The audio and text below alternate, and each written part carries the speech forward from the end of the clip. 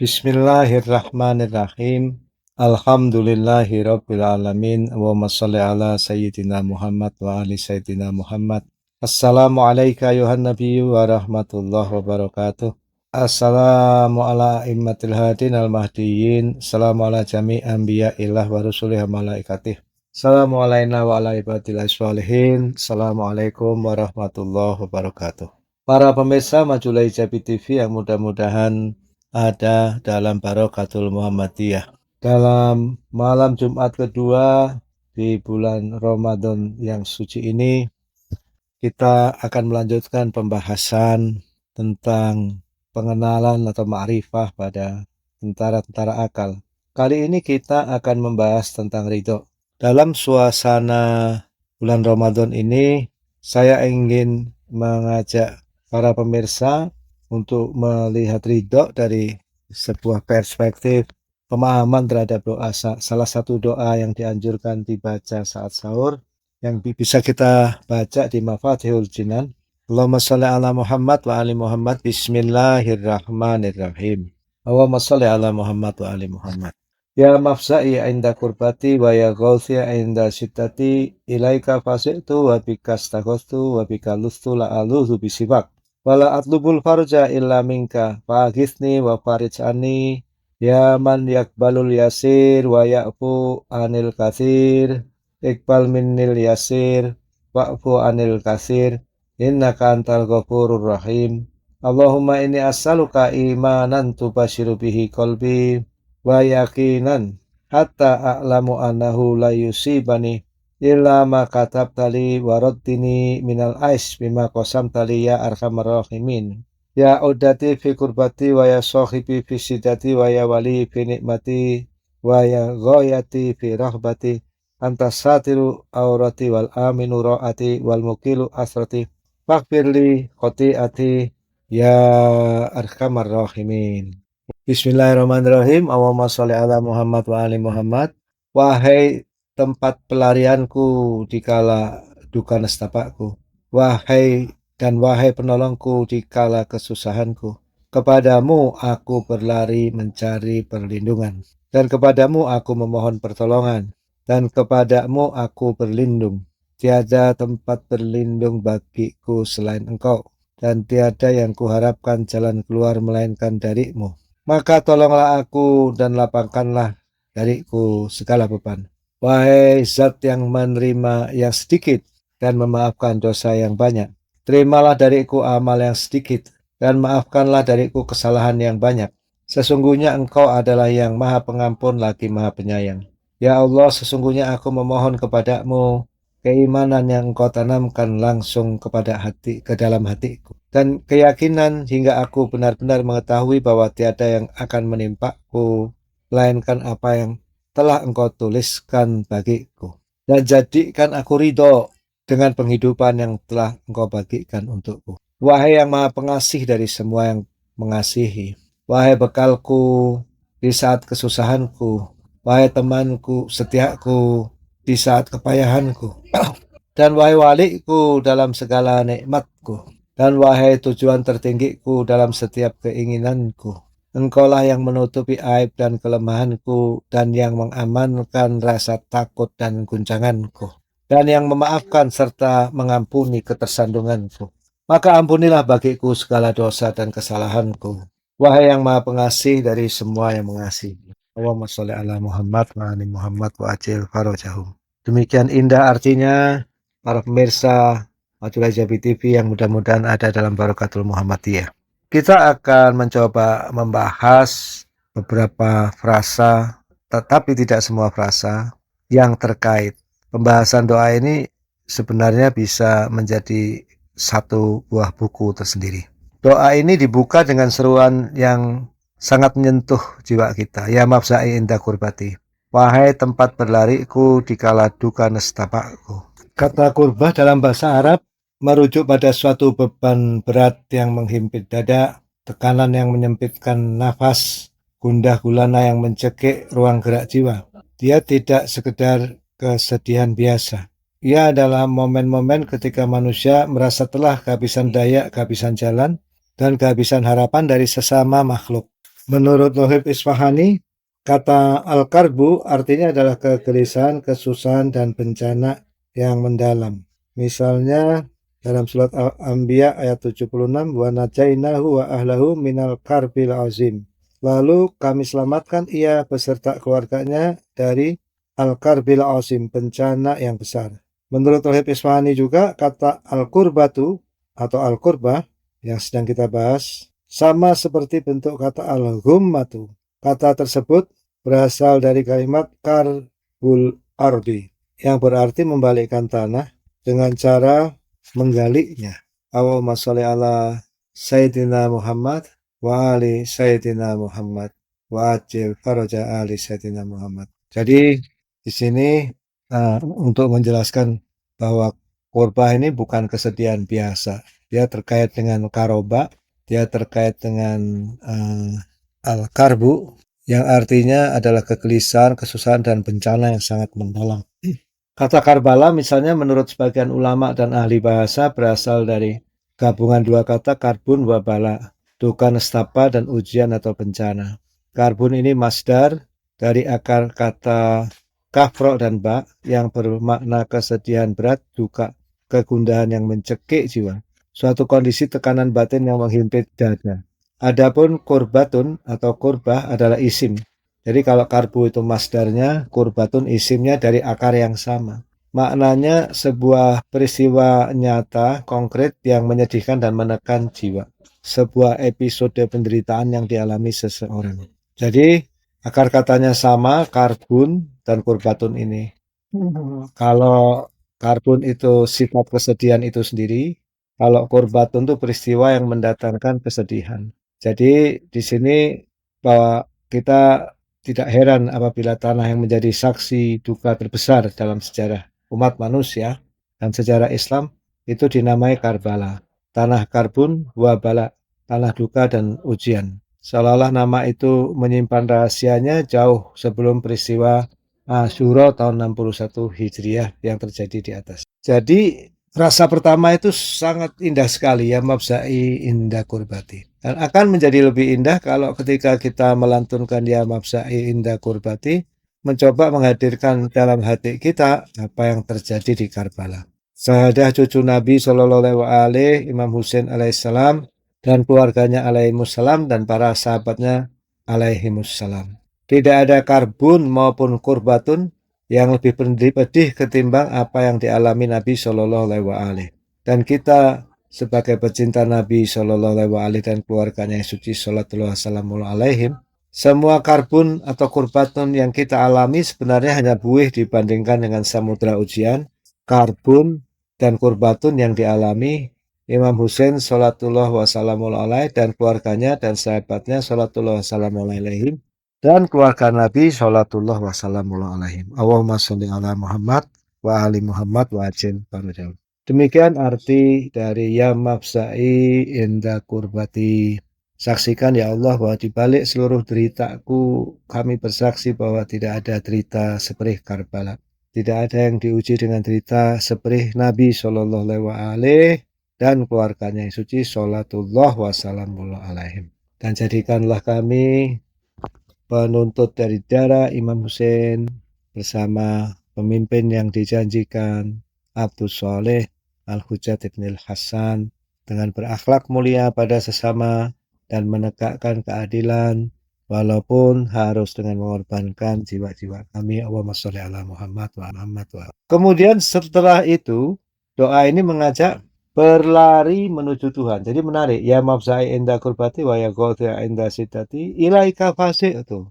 Kepadamu wahai Tuhan, fasi'tu, aku berlari, aku mencari perlindungan. Seolah jiwa yang mengerti hakikat duka cita ini berkata, kalau kita menghadapi tekanan kehidupan dan duka cita, kemana kita harus berlari? Sembari terus menghadirkan betapa duka cita Imam Husain salamullah alaih, misalnya ketika bayinya dipanah oleh tentara Yazid di siang Asyura dan berbagai duka cita tidak terperi lainnya, bagaimana Imam Husain salamullah alaih dan para syahid Karbala salamullah alaihim selalu terhubung pada kepasrahan dan cinta yang sempurna kepada Allah. Demikian juga kita, semua kesulitan pada hakikatnya mengundang kita untuk bergabung dengan Imam Husain salamullah alaihi, dengan para ahli Karbala salamullah alaihim. Pada hakikatnya setiap kesulitan apapun adalah undangan Tuhan. Setidaknya melaluinya selayaknya kita mengingat kesulitan-kesulitan yang telah dialami para walinya seperti Imam Husain salamullah alaih dan keluarganya salamullah alaihim dan sahabatnya salamullah alaihim. Yang mereka hadapi dengan sabar, dengan ridho yang akan kita bahas nanti. Dengan keridhaan yang sempurna. Kesulitan tidak lain bahasa langit yang mengajak kita untuk berlari mencari perlindungan kepada Allah. Allahumma sholli ala Muhammad wa ali Muhammad wa ajil farajah. Kalau kita lihat misalnya dalam Quran surat Yunus ayat 62, A'udzubillahi minasyaitonirrajim. Ala inna auliya Allah la khaufun alaihim wa lahum yahzanun. Ketahuilah sesungguhnya para wali Allah itu tidak ada rasa takut pada mereka dan tidak pula mereka bersedih hati. Manusia, kita semua sesungguhnya sedang menapaki jalan menuju jalan panjang menuju keadaan yang disebut ayat ini, yaitu keadaan menjadi para kekasih Allah. Yang sifat utamanya tidak lain adalah tidak ada rasa takut pada mereka dan tidak pula mereka bersedih hati. Nah, jadi ketika seorang mengalami kesulitan, sekiranya dia bisa berlari dalam jalan menuju wali Allah ini dan mencapai keadaan la khaufun alaihim wa lahum yahzanun, dia tidak akan bisa ditimpa kesedihan apapun lagi.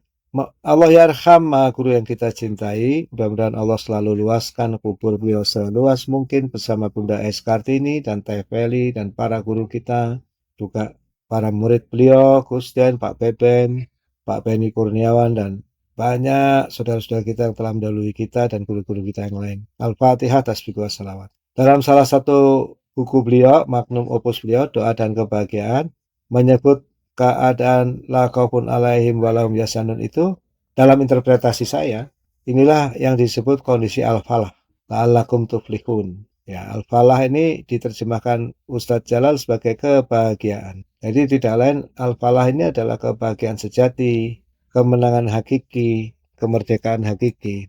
Al-falah itu adalah kurang lebih kalau kita membaca buku itu, interpretasi saya salah satu makna al-falah itu adalah sebuah kondisi mudawamah, kondisi yang terus-menerus dalam sangka baik kepada Allah yang Maha Pengasih. Jadi seorang manusia berjalan dengan akal budinya, dengan berbagai amal-amal baiknya, dengan berbagai usahanya, dan ia seharusnya mencoba dengan segala upaya mencapai keadaan terus-menerus dalam baik sangka pada Allah ini. Dan ini adalah fitrah manusia, mengejar kesempurnaan eksistensialnya.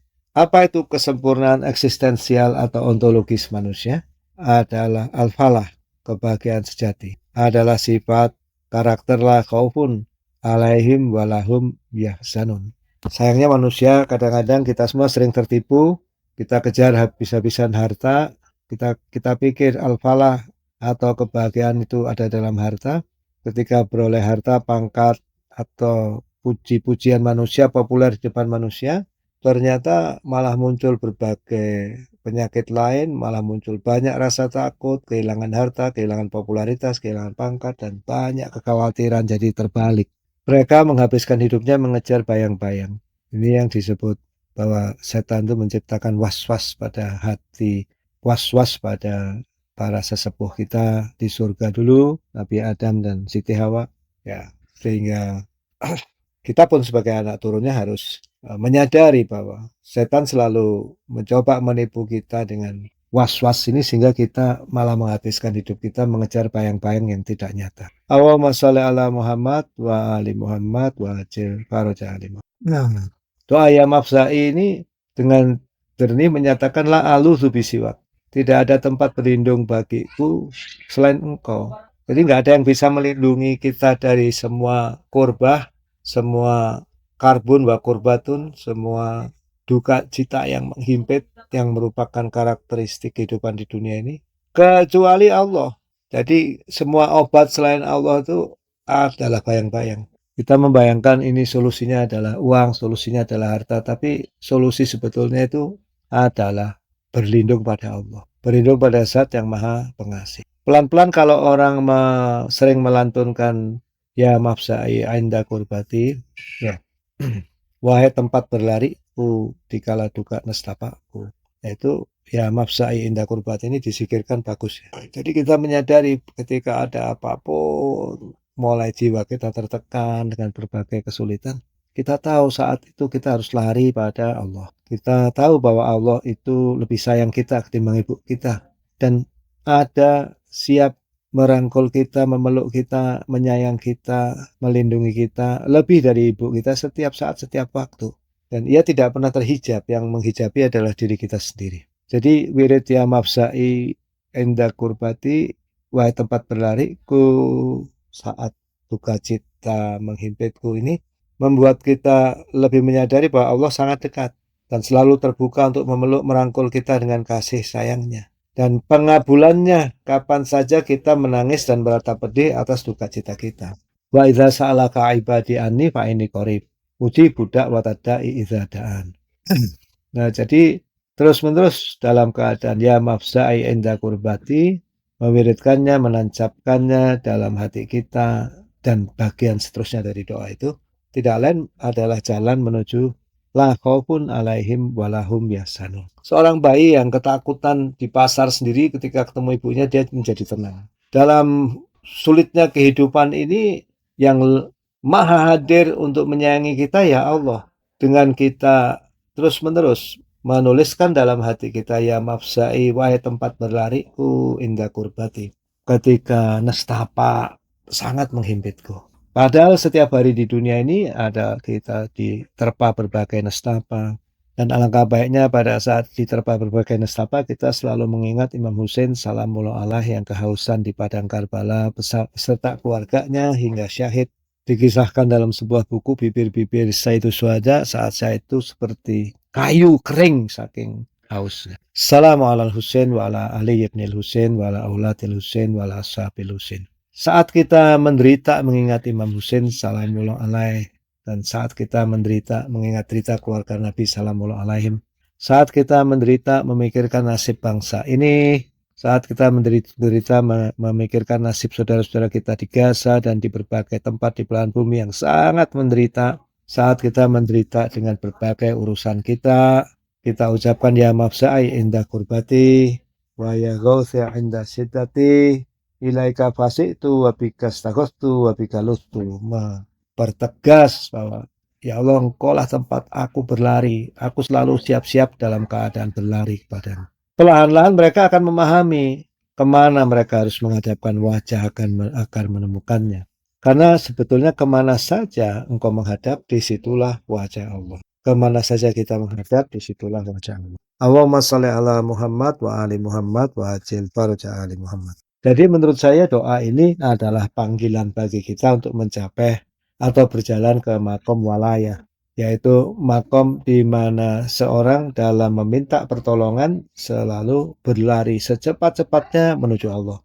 Dan karena itu mereka mencapai derajat kedekatan dengan Allah. Barangkali pelan-pelan mereka akan mencapai derajat kedekatan yang tak ada jarak dengan Allah. Sehingga mereka akhirnya menyerap la khaufun alaihim walahum yahzanun. Allahumma sholli ala Muhammad wa ali Muhammad wa ajil faraja alim. Kemudian di bagian agak akhir dari doa ini ada sebuah frasa Bismillahirrahmanirrahim. Allahumma sholli ala Muhammad wa ali Muhammad wa ajil faraja alim Muhammad. Allahumma inni as'aluka imanan tubashiru bi qalbi wa yakinan hatta a'lama annahu la yusibani illa ma katabtani. Ya Allah, aku memohon keimanan yang engkau tanamkan langsung ke hatiku dan keyakinan atau yakin hingga aku tahu bahwa tiada yang menimpaku melainkan apa yang telah engkau tuliskan bagi.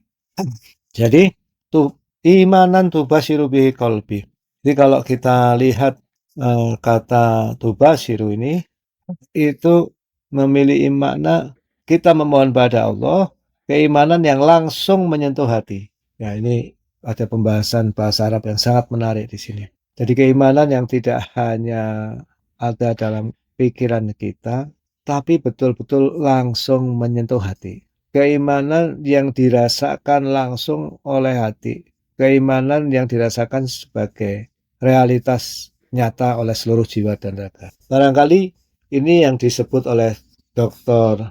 Jawad Somali dalam buku beliau Pengantar Doa Abu Hamzah, dan saya interpretasikan ulang dalam buku Pengantar Doa Abu Hamzah sebagai pengetahuan yang langsung mengubah diri kita, yang langsung menyentuh hati dan menggerakkan diri kita menuju arah yang lebih baik. Ini berbeda dengan pengetahuan rasional atau keimanan secara rasional. Nah, dan setelah itu kita mohon melalui gerakan hati yang mengubah diri, mentransformasi diri, maka barangkali kita bisa mencapai suatu makom yang disebut yakin. Dan yakin ini sampai taraf tidak ada yang menimpa kita, melainkan apa yang sudah dituliskan Allah. Menurut saya tahapan yakin ini adalah langkah menuju tauhid af'al. Menyaksikan bahwa segala hal yang terjadi itu adalah atas izin Allah, atas kasih sayang Allah, adalah perbuatan Allah. Ya,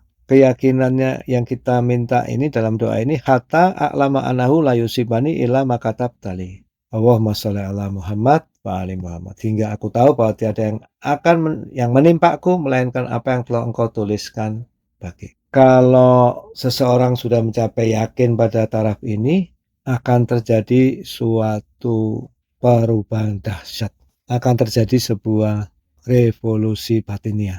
Apa itu?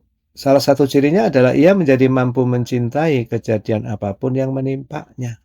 Apapun yang menimpanya ia akan cintai. Apapun yang menimpanya dia tidak akan menerima dengan pasrah atau bersabar dengan menahan giginya. Tapi ia mencintainya karena ia yakin bahwa yang menimpanya adalah tulisan Sang Maha Pengasih, ketetapan Sang Maha Cinta, bunga mawar terindah di tangan Sang Maha Kekasih. Dan ia tahu bahwa apapun yang menimpanya adalah liyabluwakum ayyukum ahsanu amala. Adalah untuk menguji kalian, siapa di antara kalian yang lebih baik, lebih indah amalnya. Jadi setiap kali apapun yang menimpanya, hamba itu bahagia, mudawamah dalam husnudzon pada Allah, sembari bertanya, ujian Allah apa yang sedang Allah tanyakan kepadaku dan bagaimana aku harus meresponnya. Jadi nggak sempat lagi dihinggapi kepedihan ya. Ini sebuah tahap yang dalam buku dari Ustaz Jalal disebut mensyukuri musibah.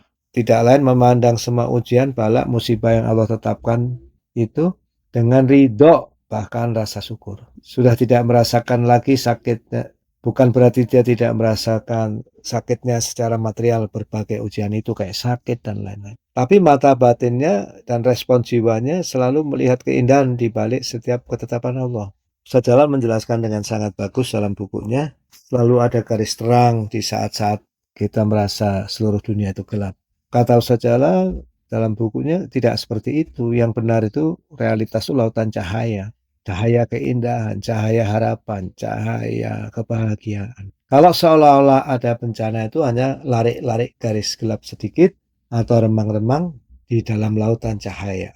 Nah, inilah keadaan yang dicapai ketika seorang mencoba mengikuti aliran ya mafsai inda kurbati wa ya ghausi inda syiddati ilaika fasi'tu wa bika staghaftu wa bika lustu la aluthu bisiwak wala atlubul faraja illa minka, dan aku tidak mencari kelapangan itu kecuali darimu.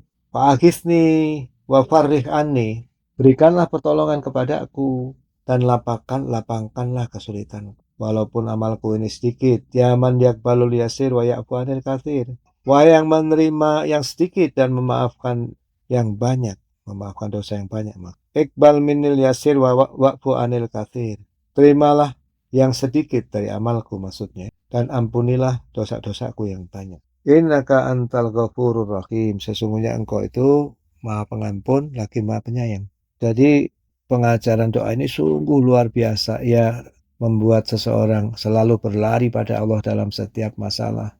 Ya, memilih untuk berlari pada Allah, dan Allah selalu siap setiap saat, setiap waktu untuk menerima tobat hambanya, untuk mendengarkan munajat hambanya tanpa syarat apapun, karena ia lebih menyayangi seluruh makhluknya ketimbang ibu menyayangi anak. Allahumma sholli ala. Nah, kini kita akan melihat ya, pembahasan kita sebenarnya masih dalam pembahasan kitab Said Muhammad Mahdi Barul Ulum. Kali ini memang kita akan membahas salah satu tentara akal yang disebut ridho. Apa kaitannya dengan doa ini?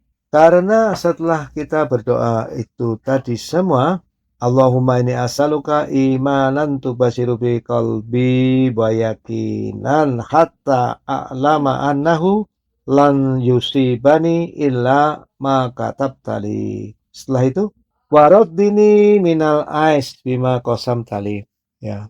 Dan jadikanlah aku ridho, dan ridhokanlah aku dengan apa yang telah kau bagikan untuk, ya, jadikanlah aku ridho, engkau beri apapun kehidupanku ini, jadikanlah aku ridho. Jadi salah satu yang dimohonkan di doa ini sebetulnya adalah keimanan yang sejati, imanan tubasiru bi qalbi, yang akan membawa kita ke makom yakin, dan setelah makom yakin itu adalah makom ridho. Nah, di sini yang akan kita bahas. Apa itu makom ridho? Imam Ali Zainal Abidin Salamullah alaih diriwayatkan dalam Al-Kafi juz 2 halaman 128 hadis keempat, dikutip dalam Mizanul Hikmah.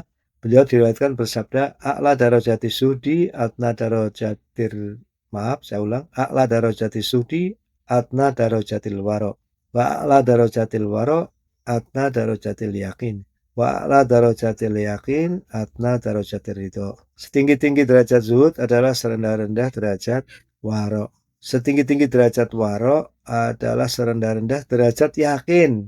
Dan setinggi-tinggi derajat yakin adalah serendah-rendah derajat ridho. Jadi doa ini urutannya mirip dengan yang disebutkan Imam Sajjad Salamullah alaih.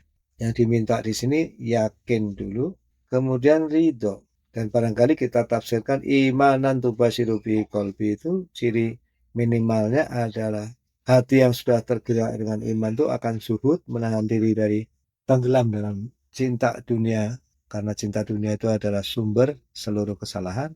Dan setelah itu warok, setelah orang bisa memberikan jeda atau jarak dari dirinya pada hal-hal duniawi, dia akan mampu untuk menjaga dirinya dari yang dilarang Allah dan mengikuti perintah Allah. Kalau dilakukan terus-menerus, dua derajat keimanan ini akan menghasilkan derajat yakin dan akhirnya menghasilkan derajat ridho. Allahumma sholli ala Muhammad wa ali Muhammad wa ajil farajahu. Sebagai gambaran dari Imam Shatiq Salamullah alaih, lam yakun Rasulullah sallallahu alaihi yaqulu li sya'in qad madha law kana ghairu. Rasulullah sallallahu alaihi tidaklah pernah mengatakan pada sesuatu yang telah berlalu seandainya selainnya. Biharul Anwar juz 71 halaman 157 hadis ke-75 dikutip oleh Ayatullah Muhammad Resari dalam Mizanul Hikmah dalam bab ridho. Jadi ridho atas semua ketetapan Allah salah satu cirinya tidak pernah mengatakan sekiranya.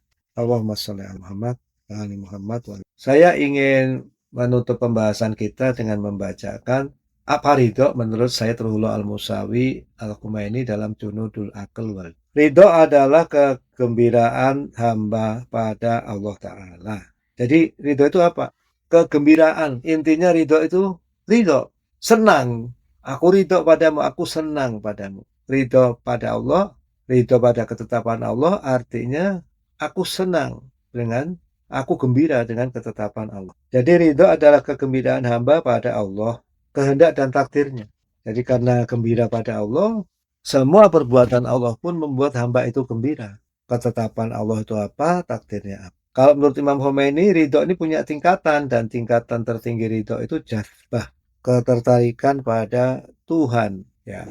Dan mahabbah, jadi orang itu tertarik, tergila-gila, jatuh cinta pada Tuhan. Dan ridho itu menurut Imam Khomeini tinggi di atas makom taslim, pasrah, dan ridho ini adalah di bawah makom fana, menuju makom fana. Jadi ini masih menuju perjalanan menuju walayah. Ala ila awliya Allah, la khaufun alaihim walahum yahzanun. Jadi kalau orang-orang sudah menjadi wali Allah itu sudah tidak bisa disentuh lagi dengan takut maupun khawatir, ya. Jadi tidak bisa disentuh lagi dengan takut dan bersedih hati. Huzn artinya sedih. Kalau orang sudah ridho dan gembira terus pada seluruh ketetapan Allah, sedangkan semua peristiwa itu ada ketetapan Allah, maka dia memiliki kesiapan untuk tidak lagi disentuh rasa takut dan rasa yang dimana itu adalah ciri wali Allah menurut surat Yunus ayat 62. Bapak, Ibu-ibu, ada 12 ayat yang dalam Al-Quran yang ujungnya la khaufun alaihim wa lahum yahzanun. Tapi hanya satu di antara 12 itu, yaitu surat Yunus ayat 62 ini yang menegaskan inilah sifat wali-wali. Dan ini dikutip oleh Allamah Sayyid Muhammad Toba-Tobai dalam risalah Al-Walayahnya. Bagi seluruh guru-guru kita semua, Al-Fatihah, tasbih, wassalawat. Jadi makom ridho menurut Imam Khomeini adalah kegembiraan dan kesenangan hamba pada Allah. Jadi hamba itu senang. Allah mau apapun yang dikehendaki Allah, itulah yang hamba itu suka. Seseorang kalau melihat seorang yang dicintainya itu ngomong anehnya kayak apa, selama dia masih ada cinta ya indah. Itu baru cinta manusiawi. Kayak seorang ibu lihat bayinya ngomong salah-salah, makin indah. Apalagi seorang hamba yang sudah tertarik oleh keindahan Tuhan, ya sampai tidak mampu berkata-kata karena melihat. Jadi di sini Imam Khomeini mengutip Syekhul Rois Ibn Sina dalam Al-Isyarat ketika menerangkan makam orang-orang arif. Kebetulan ini juga diambil oleh Khwaja Nasruddin Tusi. Syekhul Rois atau Ibn Sina mengatakan seorang arif itu ceria, berseri-seri, dan murah senyum, menghormati yang kecil karena tawaduknya, sebagaimana ia menghormati yang besar, dan senang lapang dada terhadap orang bodoh. Ini biasanya disebut khilm ya. Seperti halnya ia senang juga terhadap yang pintar. Bagaimana tidak ceria sementara ia sangat gembira dengan Allah dan dengan segala sesuatunya. Karena ia melihat Allah di dalamnya. Bagaimana tidak menjadi sama sedangkan baginya semua adalah sama. Allahumma sholli ala Muhammad wa ala Muhammad dan seterusnya. Jadi kalau dalam bahasa Allah Yarham Ustaz Jalal guru bangsa itu barangkali beliau membahasakannya dalam buku doa dan kebahagiaan itu mensyukuri musibah. Jadi salah satu dari makom-makom sabar dan syukur ini mensyukuri musibah. Nah, mensyukuri musibah ini orang sudah sampai taraf betul-betul mensyukuri musibah apapun, ya dia sebetulnya sudah sampai makom ridho. Dia dan tidak hanya berterima kasih tapi bergembira. Jadi ada farhan di sini. Jadi dikisahkan dalam beberapa buku ya, dalam buku yang pernah saya baca tentang Karbala bahwa Imam Husain salamullah alaihi itu semakin dekat ke kesyahidan, walaupun ujiannya semakin dahsyat, itu wajahnya semakin berseri-seri indah. Allahumma sholli ala Muhammad wa ala Muhammad wa yang merupakan pancaran-pancaran dari ridho bil qadar. Maka marilah kita tutup kajian kita kali ini dengan membaca bagian akhir dari doa ini, bagian yang hampir terakhir dari doa ini yang tadi kita bahas. Allahumma sholli ala Muhammad wa ali Muhammad. Bismillahirrahmanirrahim. Sholli ala Muhammad wa ali Muhammad. Allahumma inni as'aluka imanan tubashiru bi qalbi wa yaqinan hatta a'lama annahu la yusibani illa ma katabtani. Wa raddini minal ais bima qasamtali ya arhamar rahimin. Wa sallallahu ala sayyidina Muhammadinil Mukhtar wa alil adhar.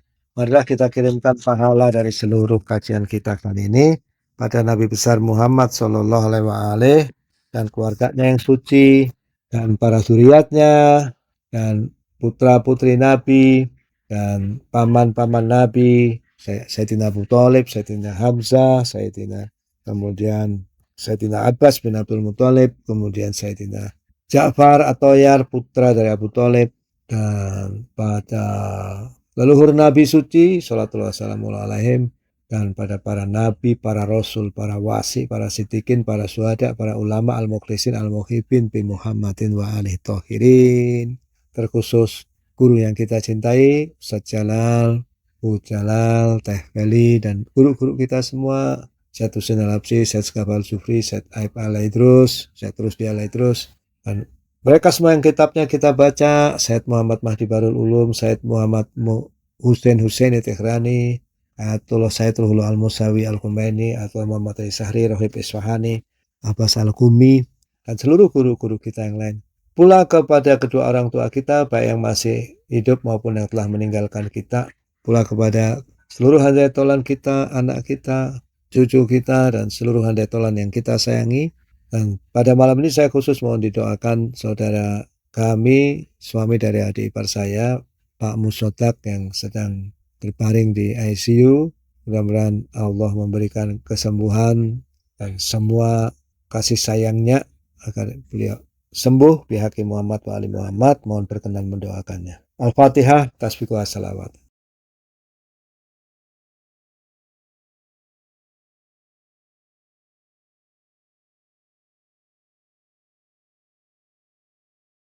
Bismillahirrahmanirrahim. Inna anzalnahu fi lailatul qadr wa ma adraka ma lailatul qadr. Lailatul qadri khairum min alfi syahrin tanassalul malaikatu waruhu fiha bi izni rabbihim min kulli amr. Salamun hiya hatta matla'il fajar. Bismillahirrahmanirrahim. Allahumma shalli ala Muhammad wa ali Muhammad. Ya mafsa'i inda kurbati wa ya ghauthi inda siddati ilaika fasi'tu wa bika astaghftu wa bika lustu la'aludhu bisiwak. Wala atlubul farja illa minka fa'akithni wa farij anni. Ya man yakbalul yasir wa ya'fu anil kasir. Iqbal minil yasir wa'fu anil kasir. Innaka antal ghafurur rahim. Allahumma inni as'aluka imanan tubashiru bikal wa yaqinan hatta lama anahu lan yusibani illa ma katabtani. Wa raddini minal ais bima qasamtali ya arhamar rahimin. Ya addati fi kurbati wa ya sahibi fi shiddati wa ya waliyyi fi ni'mati wa ya qoyati fi rahbati.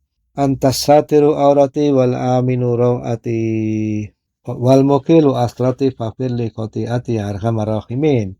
Allahumma adkhil ala ahlil kuburis surur. Allahumma ahni kula fakir.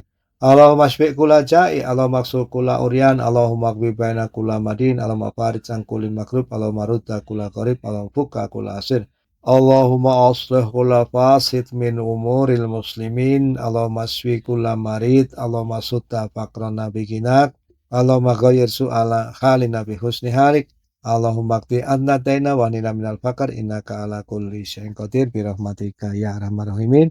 Wa sallallahu ala sayyidina Muhammadinil muhtar wa alil athar wa ma taufiqi illa billah alaihi tawakkaltu wa ilahi unib.